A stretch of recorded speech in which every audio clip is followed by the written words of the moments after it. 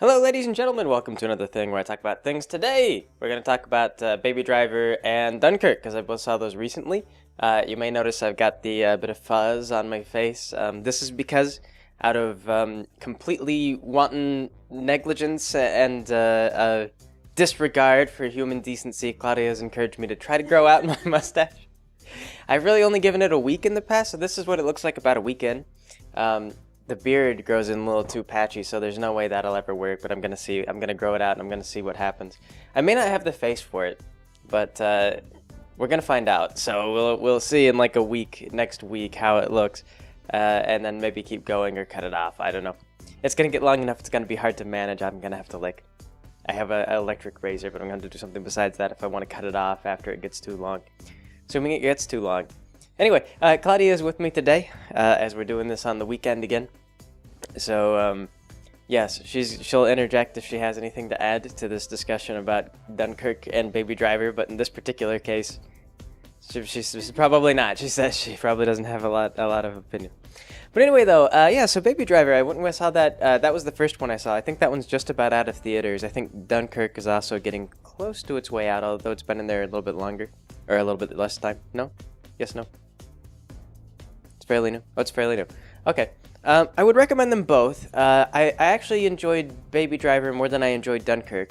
Dunkirk is interesting. The way that they tell this story is kind of it's like non-linear time-wise, and there's no main character. So you kind of like just have a bunch of different characters that you follow, and it bounces around. So like it'll say a thing. It'll be like, oh, this guy got shot, and then it'll like just cut to the time before the guy got shot. And it'll like work up to the scene to, okay, here's where the guy got shot. So it kind of goes back and forth. So you find out that somebody's dead or somebody's shell-shocked or something's happened and this guy's acting like really stressed out. And then it goes backwards to the point that stressed him out. So it's kind of weird the way that it does. It's not like bad weird. But after the whole thing, I turned to Claudia and I was like, what'd you think of that movie? And she was like, I don't know. I'm like, I don't know. Like, I don't know. I think it wasn't bad. I enjoyed it, but was definitely non-traditional, non-standard way of doing things. There was a lot of tense moments in it, and a lot of good stuff going on. It was definitely watchable. Like, I wasn't bored. I didn't wasn't counting the seconds or anything like that. It was a good movie, but still hard to exactly say. I don't know. Can you think of any movie that would be similar to that kind of thing that might be widely known? Because I don't personally. I'm sure other movies have done stuff like this before. I've heard of like weird experimental movies. I've heard that there was like a movie. I think my parents watched this once, and then they told me they really didn't like this. But there was like two stories going on, and like they were both on the screen at the same time, and like one was. Yeah, it was like weird.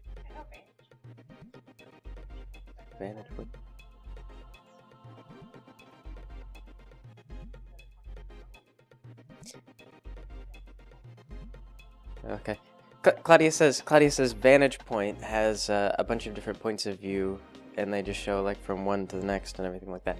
But anyway, though, Dunkirk, yeah, it's about World War II, and it's like I say, it's kind of it's sort of a bleak movie. It's not like really. It's about all the troops trying to escape from Dunkirk as the Nazis circle around them. This is like just as Churchill became prime minister, and he got a whole bunch of civilian boat craft to come and rescue all the soldiers that were on the beach. And at around that time, I think that Hitler was doing something weird and stupid, and screwed up the military operations that the Germans were running, and in his negligence allowed the British troops to all escape, so they got away with like over 300,000 people.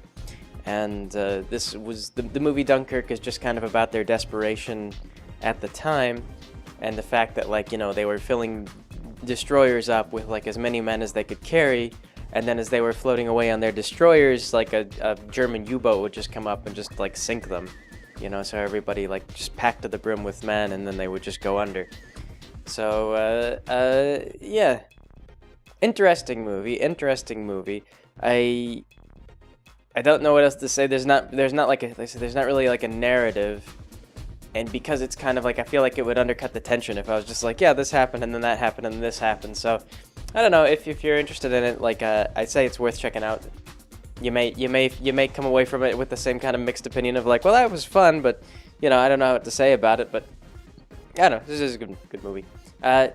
Anyway, Baby Driver though. Baby Driver was like a lot of fun. That was one that was it was a little bit more intense. Or it was kind of just like pumping, like it was an action sort of movie. There was not a whole lot of dialogue. There was just would definitely describe it as a solid action movie. But the basis of this is you got this kid and he has tinnitus. He was in a car accident when he was a kid, and so he listens to music all the time to drown out the buzz from the tinnitus. So the whole film is just playing music almost constantly throughout. Like, it kind of reminded me of how I used to do that with the old Mentally Advanced series and stuff like that. Was because I had a lot of mic static. I used to not ever want you to have silence in the old mass stuff, because then you would be able to hear the static more clearly. So if I was playing music, it would kind of hide how bad my mic quality was. So similar concept. They're playing this to hide the buzz, and when the thing goes silent, they start to play the buzz, which is kind of neat, which is sort of fun. But anyway, though, every time he does his driving, like, they have all this like really intense music. And when the film opened up, I thought that for sure it was gonna be like a dream sequence, because you have this kid and he looks like he's, I don't know, like 16 years old, maybe even 18 or something like that. He doesn't look very old, and he's driving this car, and it's very, very like, you know, Fast and the Furious type of thing. Like, everybody sits in there and he's got on like this pair of sunglasses and he's all stoic about the whole thing.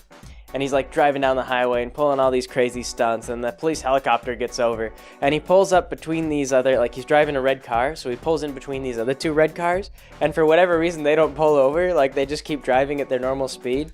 So he then like plays like a game of shells with them where he like changes places with one of them. And so the police chase the wrong car while he like turns off the highway, and so I thought for sure like we were gonna have him snap out of that, and then it was gonna be like, oh yeah, you know, I totally wish I could drive like that. Wouldn't that be awesome? But it turned out that no, this character actually, that was the deal, is that was probably one of the most over the top driving scenes in the movie, and then everything else after that, it got to be more less of the driving and kind of more intense stuff like that. And I was talking to Claudia. I'd seen a behind the scenes once on that stunt driving, and that kind of driving is really hard.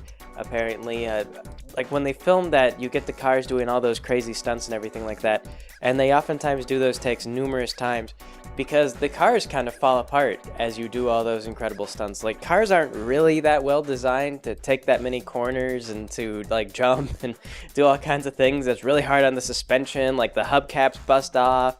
The car has problems, you know. That's why, you know, real high-speed chases, when people get going for a while, they do something, they make a turn, or they, you know, the tire blows out, or the police bump them and they spin out of control, or whatever. Like, you know, even if you're a really good stunt driver, the cars aren't, you know, like, they're big, heavy moving, like they're rolling tons of steel. They really don't. They have a lot of momentum. They have a lot, like, you do these rapid like momentum changes, and it has an effect on the car. Like, the car doesn't survive very well. So all those stunts, like, I just couldn't help but think that, like, really appreciate kind of all the stunt driving and stuff like that they did in those scenes. Like, it must have taken a lot of work and a lot of skill. And it just looked really good. Like, you don't think about that during the movie unless you're kind of the type of person to get into that sort of stuff. But yeah, it just came out really well. Really good driving scenes. Really cool. Looked really good. But I just had to wonder to myself, like, how many you know, like, how many car damages did they go through while filming the movie? Like, how many times did they go through a thing and then be like, all right, do it again, and then, you know, kept going until it was perfect. So yeah. So this kid, though, what he's doing is he's working for this crime boss. They don't really specify what he does, or like, they have these heists that they do, and this is kind of funny because it's a little bit. I would assume it's fairly unrealistic, because if there was like a gang that was just doing bank heists like every week, you'd think that would be in the news. It'd be like the string of bank robberies or whatever, and the police would be on high alert, and they'd be like all over the banks and everything like that. But they keep choosing like these different targets to rob, and then they rob them, and then they have this kid, Baby. Yeah, this kid baby, he drives everyone away. He's the driver. And the whole tension of the film is really kind of more about how the kid is not really all that cut out to be a criminal. What he is he's a carjacker, and so he gets wrapped up into this because he's stealing cars for joyrides. And he steals the car of this crime boss. And so the crime boss gets mad, and he tracks Baby down, and then he says, okay, so now that you're like, I can see that you can drive, that's pretty amazing, so now you're going to drive for me until you've paid off the debt that you owe me for stealing my car. And Baby stole a car full of, like, drugs, and so the debt was fairly high. So Baby's got to do this stuff, like, every single week. I don't know. He's got a whole stash of money. Like, every single time he does this job, the guy's like, here's a little bit of, like, living money. And so he just goes home with, like, a stack of bills, which he then throws in the floorboards. And he's got, like, tons of these bill stacks. So he must have been doing this, like, frequently and for a long time. And so, like I say, you can assume that the police are probably just furious, that this incredibly high-octane stunt driver is somehow able to evade the police helicopters, and, like, they're just hitting banks, even though the banks are probably on high alert. They just come and they go, and it's terrible. It's terrible. But yeah, the criminals, though, they're all kind of awful, for the most part. Like, as you imagine that criminals should be, is this kid, he doesn't really interact with them, he doesn't talk to them very much, he just drives. But the criminals kind of don't get his thing, and they all kind of want to, like, they want to intimidate him, they pick on him, they call him names, and it's kind of cool because they set up the characters fairly well, fairly organically for the movie. Like, a lot of times when I get out from a movie, I'll find myself sitting there thinking about, like, what they call fridge logic, where on your way to the fridge, you think to yourself, like, wait a minute. Why'd they do that? Like, I had that just nonstop when I saw the Wonder Woman movie. And it kind of amused me because not only on the internet did people try to insist that Wonder Woman was, like, cohesive, but in person, I was talking about this, like, over dinner with some family members, and, like, my sister's boyfriend was there. And I was like, yeah, Wonder Woman, like, total mess as far as logic goes. And he was trying to argue with me that, like, no, it all made perfect sense if you think about it. And it's kind of like, no, it's all actually really dumb. It was really dumb. I mean, if you thought about it, it was really dumb. Like, just on the basis of, like, there was that airplane, and it was just one airplane with one gas bomb. But, like, it was a bunch of gas bombs all strapped together, really? So why would you not have multiple planes flying in the bombing run? Because, redundancy is better than just having one plane. Like, if the one plane goes down. So, yeah, basic logic, if you think about it, Wonder Woman really didn't do anything that made too much sense. But Baby Driver, what they would do is they would have these characters have these conversations, and they were casual and made sense. They were organic. And so, for example, there was this one guy, one of the criminals, was just talking, and they were like, man, like, what gets you going, whatever, why are you doing this? And one of the guys was like, oh, I used to be a getaway driver. Man, like, I gotta tell you, it's just the adrenaline, you get on the road and you're just moving as fast as you can. Like, I used to love that kind of thing. And so he was kind of talking about how he used to do this driving thing. And so later on, they actually have him do some driving. And for a second, I thought, like, all right, now where did he learn to do it? And then I remembered, like, way earlier on in the movie, this guy had that conversation where he established that he'd been a getaway driver for a while. And then I remember, like, oh, okay, right, the movie set that up. I forgot. They foreshadowed that. That was good. That's good. So, some good script writing there. Yeah, they do that kind of a fair amount. They have a little bit of comedy in there, too. There's some lightness to even it out. I don't want to spoil any jokes. I mean, like, I guess the movie's not going to be in theaters for too much longer. But they had, like, one guy, and I kind of like this, was... they had this joke. They had this guy with a tattoo on his neck, and it said hat. And so Baby's like, why does your neck say hat? And he's like, well, because it used to say hate, but I had a really hard time getting a job because of that, so I had the E crossed out. And they were like, oh, you get a job now that it says hat? And he's like, who doesn't love hats? That was pretty funny. Like, yeah. Like, he's just covered in other kinds of tattoos. So you almost have to wonder, like, the thoughts going through that particular guy's head. Like, I just sort of like that weird, like, maybe somebody made a mistake when he got his tattoo, and he just, like, I don't know, made up a story to be like, oh yeah, no, I did that on purpose. And then people will be, like, confused. So it just comes across as crazy. But it's hard to say if they're supposed to be crazy or not. One of the villains, who was that? Was it Michael J. Fox? That was one of the criminals? Yeah. Yeah. It was not Michael J. Fox? No, who's J. Fox? Jamie Foxx. Who's Michael? Am I thinking of J. Foxworthy? Who's is Michael J. Fox? Okay, J. Foxworthy? Joe Foxworthy. He's the comedian with the mustache who does the redneck stuff, right? Michael J. Fox is Back to the Future? Who's Jamie Foxx? Jamie Foxx is the guy who did the film about the robbery in the gas station. Did you see that with the Piz and Biz? No, Sip and Zip. But he reads in the mirror as the Piz and Biz. Did you ever see that movie? No? Jamie Foxx was okay. If unless I'm forgetting my actors, Jamie Foxx was in a movie called, I don't know what it was called, but he was in this convenience store, and like the convenience store gets robbed, and so like Jamie Foxx has to he talks to the robbers. He's like, "Hey guys, what are you doing?" And I think they're like locals, and so like everyone knows who the robbers are, and they're like, "Come on, Leroy, come on, Dave, whatever." And he's just like, "Stop." So yeah, so Jamie Foxx is in this, and he's like playing this totally psychotic guy. He just and he's just awful. Like everything that they do, he just murders people. Like they're just like, "Hang on, I'm going into the gas station. Does anyone want any snacks?" And then like somebody's like, "Yeah, I'll take some snacks." And so he just goes in and he just like shoots the guy and then takes all the snacks and he's like, "All right, go." And so it's kind of funny. Like you get into that idea of like the criminal underworld, and they're like a gang that couldn't possibly exist because you get busted so fast doing this high-speed driving that you couldn't possibly do, and then they're working with a guy who just like kills everybody. Like he's just a like mass murderer, and it's kind of funny because I have to imagine like Baby gets mad at him and he's like, "No, I don't want to like pull over anymore."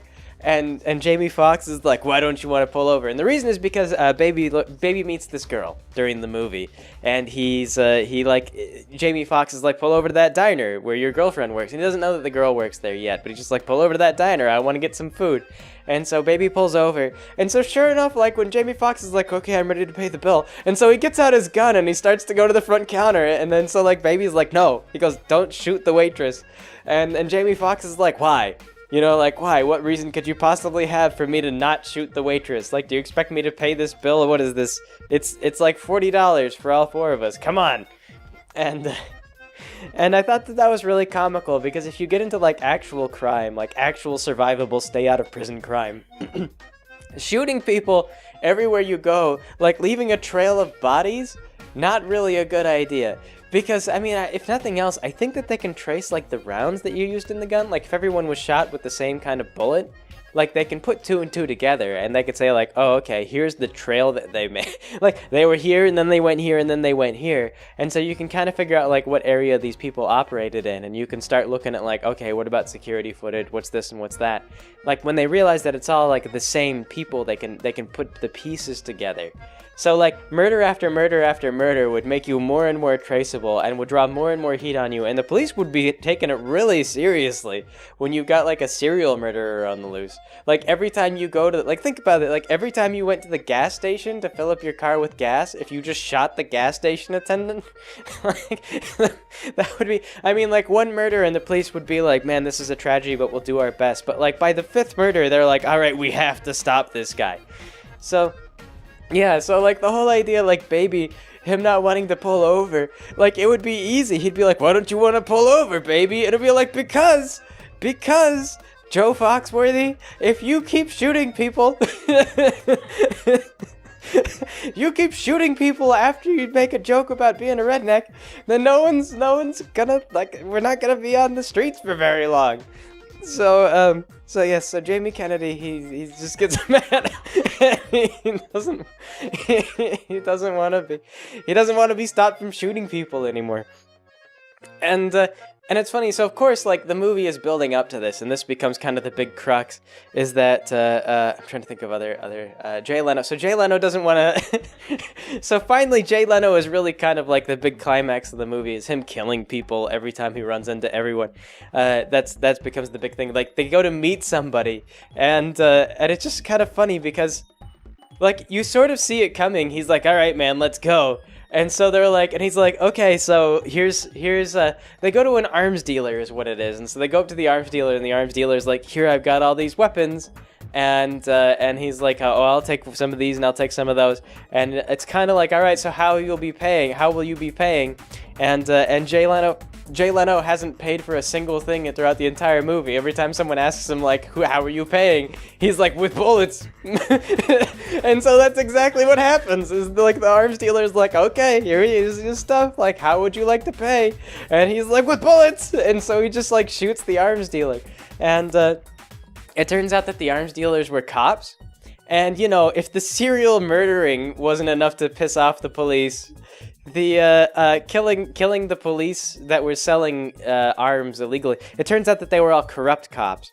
So the reason why this blows up in their face is that this gang can't with the moral upstanding police really upset about the serial murders that were already there, and with the corrupt police now really mad because all their friends just got shot, suddenly a bunch of heat is around the gang. You know, all the bank robberies, the bank robberies once a week didn't do it. The murders, like the murder spree throughout the town didn't do it. But shooting the cops, like that brought down the heat. So they decide they're gonna do like one big last hurrah, and they're like, all right, like they're all starting to doubt Baby's commitment, and like the pressure feels real. Like this is fair. Like Jamie Foxx, now I've really screwed up his name. What is it now? Jamie Foxx. All right, I got Jamie Foxx. Okay, so Jamie Foxx. Now I don't even remember why I mentioned Jamie Foxx. Anyway, oh yeah. The pressure feels really real from Jamie Foxx. Like he's just like I'll kill everyone. I'll kill everybody. I don't care. And he's done it throughout the movie. So you're just like, shoot, this guy's bad news. But again, like I say, they kind of organically set up the character. So it, like earlier on in the movie, there's the other guy, who I don't remember his name at all. I don't remember the name of. They were all using code names. What was Jamie Foxx's code name? It was Bats. Called him Bats. Yeah, Bats. What'd they call the other guy? Douglas Fern. And anyway, so Douglas Fern. So there's this guy Douglas Fern, and he's got like this woman, and he has a drug problem. Douglas Fern has a drug problem, and he also really enjoys the adrenaline. But when he gets mad, like his girlfriend, who we're gonna call Mercedes Hightop. Darling and Buddy. Okay, so yeah, they're using code names. So Darling is like, oh yeah, no, when Buddy gets mad, like Buddy just goes, like he just kills people. Like Buddy's a straight up psychopath when he loses his temper. And it turns me on so much. And Buddy's like, that's why I'm with you, because you're turned on by murder. I couldn't get with another woman. They seem to be turned off by it. I don't know why. Don't know what the deal is. But when I stab dudes, they're all like, why you gotta stab people, buddy? Why can't we just go out to dinner and have a normal night? But he's like, because I gotta stab people, honey. You don't understand. So, yeah. So, yeah. So anyway, they talk about this, how he snaps if he gets mad. And so, Buddy does what actually feels really logical. Like, Jamie Foxx puts on a lot of pressure, and he feels incredibly unhinged and very threatening. So, when Baby starts to want out of this whole thing, because, I mean, like, the people he's with are legitimately insane and are cruising for prison as fast as they can go. Like, they're just doing everything possible to get themselves caught and arrested. He kind of comes up with it's not, I don't know if he has like a plan exactly, but it feels sort of impromptu as well. But like they do their last heist, and they all get in the car, and they're like, all right, go baby, go. And he just drives the car into like a truck in front of him, like at top speed, and it impales Jamie Foxx, Jamie Kennedy, and Joe Foxworthy, and also Jay Leno, all simultaneously. And they're in a bus, you see. And yeah. Or one of those big, like, vans that you drive families around in with the TV in the back. And also Conan O'Brien is there. He doesn't die, though. Conan O'Brien is just, like, panicking in the back of the van. And he's just like, oh my god, guys! Like, anyway. So, yeah. So yeah, so they get all pissed, and Darling winds up getting shot by the police because they don't have a ride and they can't escape. And so Buddy gets mad, and then he actually winds up being the big antagonist for the whole all the scenes at the end of the movie. And again, and he's actually the one who was talking about like, oh yeah, no, I used to be a getaway driver and all this. So they keep moving from point to point, and he's like driving, and he's able to get away. He's able to evade the cops, and he tries to steal a car a couple of times, and it's kind of funny because they keep getting into car accidents with each other because they're both doing all these different stunts, and so like Baby crashes into them, and vice versa. But yeah, they set all this up like that he's got this crazy temper, and that he's also a getaway driver, and he's really good at this sort of thing. And so Darling gets killed, and then he's just furious, and then he's hell-bent on like finding Baby and killing Baby as revenge. So the whole rest of the movie is just trying to get away from Buddy, and ultimately they do manage to get away from him. His girlfriend, Baby's girlfriend, winds up coming through. She shoots him, doesn't she, or she hit him with a car? I can't remember. Or both. What does she do to him? Baby's girlfriend hits the.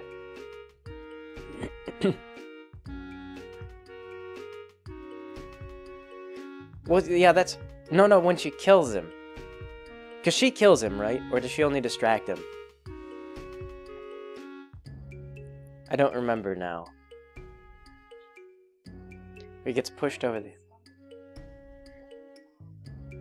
He's really clumsy, and they're like fighting, and then he trips, and he falls. It's no one's fault. We don't remember. We can't remember how exactly that played out. I mean, there was a lot of like, that movie kept doing that thing where they're like, all right, Buddy's dead for sure now. And then he would just come back, and he'd be like, come back again.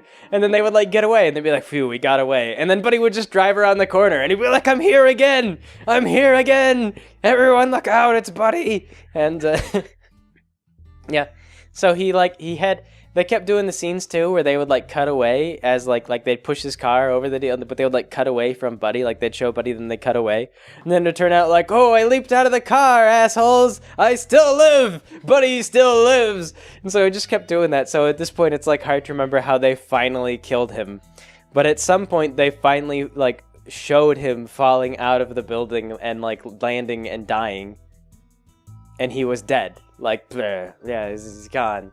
So Buddy died.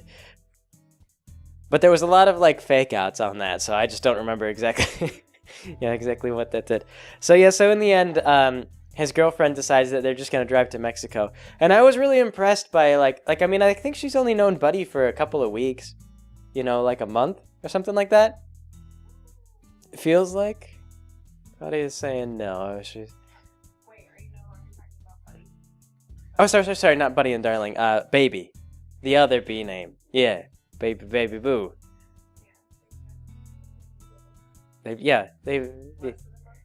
Baby and his girlfriend have known each other for like maybe less than a month. Claudia thinks less than a month. And I'm really just surprised by like how willing his girlfriend is to go along with all this. Like it becomes apparent. Like she's like, what do you do for a living? And he's like, I drive. And she's like, oh, like a chauffeur? And he's like, kind of like that. And he's just really cryptic about the whole thing. And he's just like, yeah, kind of. And so then, like, she finally meets some of his coworkers. Like, they go into the diner. And it's all really, like, creepy and really weird. And then, like, he leaves her a note. And he's like, meet me at 2 a.m. And she's just like, okay. And, yeah. Like, it surprises me. Like, she doesn't want to be killed, so it makes sense. Like, but she's not, like, raving furious with him. She'd be like, why did you bring a bunch of murderers into my life? Like, what is wrong with you? You're the worst boyfriend ever. Like, I know that you're thinking, like, about me in the broadest possible sense, but, like, it would have been, if you really didn't want me to be in trouble, like, maybe you should have just, I don't know, broken up with me.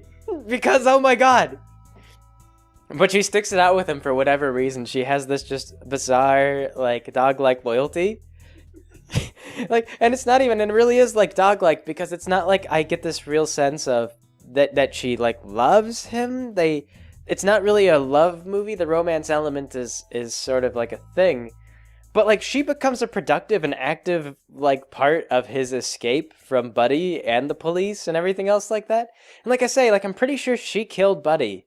Like I think she murdered someone for Baby. I'm not positive, but I think she did. I mean, she at least attempted to. Yeah. I mean, it was kind of in self-defense. But yeah. Like, I don't know. Like... Yeah. Like I feel like if Claudia like showed up at the house with like a stolen car and she was like, come on, the mob is after me. Like, I would have a lot of questions.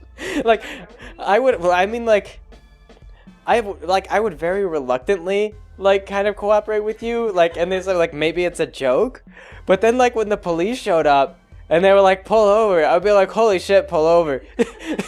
Like, let me out. What are you doing? Like, this is not good.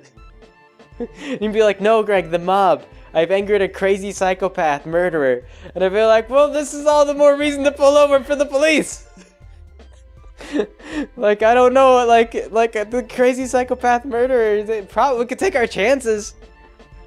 Like, lots of police, if we lay down on the ground and don't move, maybe they won't, like, they'll just throw us in the car. Like, I don't know, maybe we'll work it all out. We'll hire a lawyer. Like, I don't know what's going on. This is all horrible and terrifying. There was a point you crossed and you should have stopped. But it's too late now. So, yeah. It would be like a nightmare. Like one of those dreams where you have, where like if you, like, I don't know, where you ever have that, where you fall out of a plane or something like that, and you feel like, oh, this is the point of no return, like in your dream. That would be what it would be like. Like, you just, like, the police pull up, and it would be like, oh god, this is the point of no return. I can't undo this. I am in the car with apparently a felon. Like, I'm gonna be an accomplice to whatever you did, and I don't even know what you did. Like, and that was the thing, was that Baby also showed up with a gun, and he, like, shot a guy. Didn't he shoot Baby? I mean, again, or not Baby, he shot Buddy. Yeah, like, it was in self-defense, but again, like, his girlfriend was just a waitress, and he just shows up, and he's like, come on, girl, let's go, bang, bang, bang, go, and she's just like, oh, Jesus. I don't know, okay. And then she's, like, committed to going to Mexico with him. Like, she doesn't, like, well, he's unconscious. He falls unconscious, and then she, like, picks him up and, like, puts him in the car, and, like, the windshield is covered in bullets, and she's just like, yeah, I'm gonna just drive this stolen vehicle all the way to Mexico. You know, I'm gonna get to the border, and they're not gonna wonder why I have, like, bullet holes in my windshield or anything. Like, they're not gonna be on the lookout for this car. And so, the police try to pull her over, and she's so committed to this that she actually, like, puts the car in reverse, and she starts to, like, back up, like she's gonna get away from the police.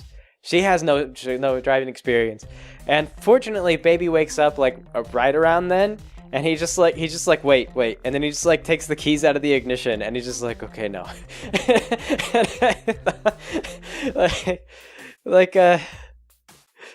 I don't know, like, I just think, like, man, there was no deniability for her. Like, if she was in the driver's seat and she tried to run from the police, like, there was no way for her to get out of it. It was, I mean, as it was, she was probably already too deep in. Like, when you just take, like, you can't be like, oh, I was just driving him to safety, because safety would be, like, the hospital, right? Like, yeah, I was driving him to the hospital in Mexico. Healthcare is cheaper there. He doesn't have insurance. You don't understand. I mean, I guess I could see that now that they were, like, in Texas. They would just drive down to a Mexican hospital.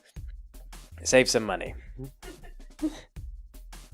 But, yeah. I mean, like, at that point, she was already past the point of no return. But whatever the case, she didn't get into trouble. And she got to be a good character witness for Baby.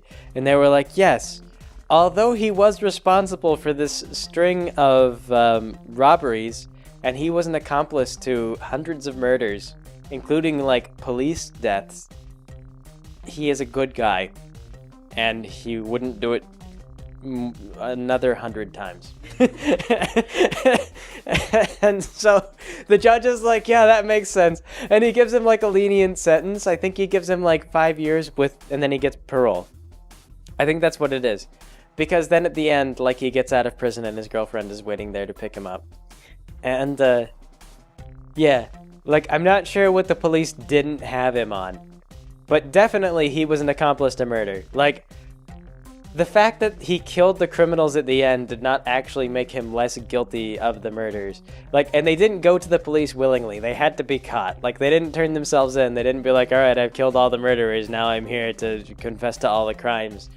It was like he was caught.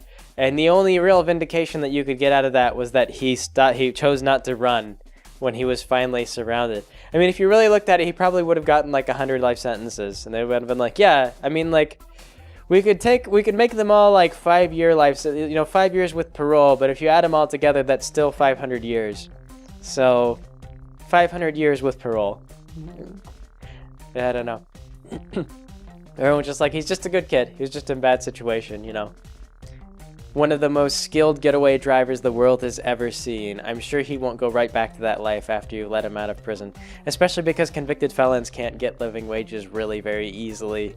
And he's probably going to have to resort to that sort of thing again just to make ends meet. He'll meet people on the inside and he'll just be that much more into it. Plus, I don't know what happens if you go to prison on that kind of record of like murder spree. Like, would you get like a lot of respect? Like, would everyone be like, that guy's crazy? Or what? I mean, like, if you turned on everyone, it was like, so what happened? What are you in for? Oh, well, I killed like an entire warehouse full of cops. Well, I didn't actually personally, but I was there for that. I was the getaway driver for like 300 heists, like 1 week, just about. I shot my fellow gang members. I roped my girlfriend into the whole thing. Man, it was crazy. That's a story. It's going to take a while. I'm going to have to explain. Like, is that like tons of cred in prison, do you think? Or would everyone just be like, man, I don't know. Like, don't get involved with that guy. Like, it doesn't need to be in our gang because, wow. Like, even his boss got killed. That was the worst thing, is that he went back to his boss's place. And then, like, Buddy followed him there and he killed the crime boss. So it was just like, man, like, how superstitious do you think criminals are? Like, do you think, like that man's a bad omen. That guy's like black magic. Just don't even make eye contact with him. He'll just curse you by looking at you.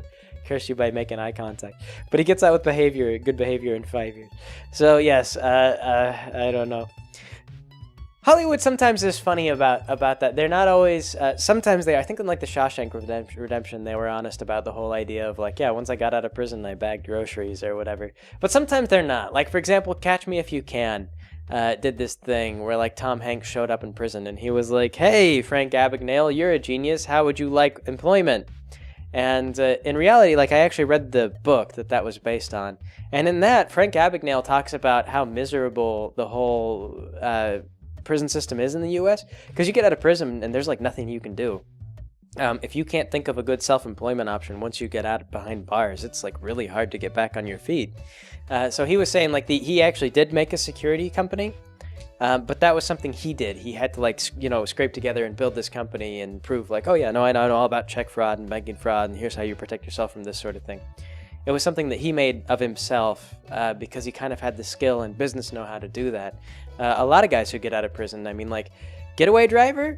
Like, I'm not really sure how much self-employment you could do with a rep. What is that? Taxi service? Yeah, but don't you think they do background checks even for taxis?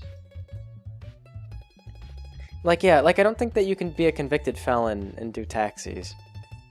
I'm pretty... Uber driver, yeah. I mean, it wouldn't pay very much, and you'd be like, people, if you're a really fast driver, it kind of terrifies your passengers, and they don't like that, I don't think. Some people do, I guess, if they really want to be somewhere, but part of the problem is that when he got, jammed in traffic, he would go steal the car ahead of him. That was one thing. He was like a really fast pizza driver, and he got like really good tips because he was a pizza driver for a brief while in the movie.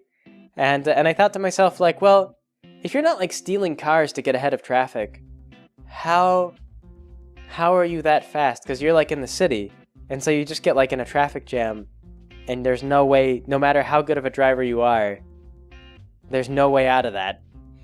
You're just stuck in traffic, so I don't know. Maybe he also like stole cars while he was delivering pizza. He was like, get out of the car, I have a pizza, I'm not afraid to use it.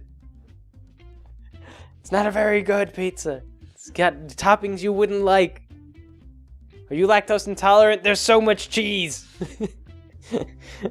You'll get stomach cramps for like an hour. Ah! And then people just get terrified. Oh, stomach cramps. Oh gosh. Okay. All right. Just take the car. Can I have it back when you're done with delivery? Yeah, come back to the pizza place. It should be there, unless I need to steal a car to get back. But yes. Yeah. Anyway, though, good movie, lots of fun, lots of like good writing, good action. I was gonna say I didn't originally have that much like logical holes, but I guess thinking about it, just in terms of like how much punishment was there for all the crimes, that was a little unrealistic. And about whether or not they could ever get away with all that, of course, that was unrealistic. But that's like movie stuff. That's like you overlook that, not because someone said, no, this is super serious, you gotta listen, but because, you know, if like if they did a murder and then like had to lay low, and the whole thing was about the tension of like whether or not they're going to be caught on this one murder, then it would become like a crime drama sort of thing rather than an high octane action movie. So yeah, you have to kind of overlook that, or otherwise you wouldn't get the genre that you wanted. So yeah, so that was fine. You know, there's nothing wrong with that. But anyway, though, I suppose that'll be it for today. So thanks for joining me, everybody. I will catch you all next time.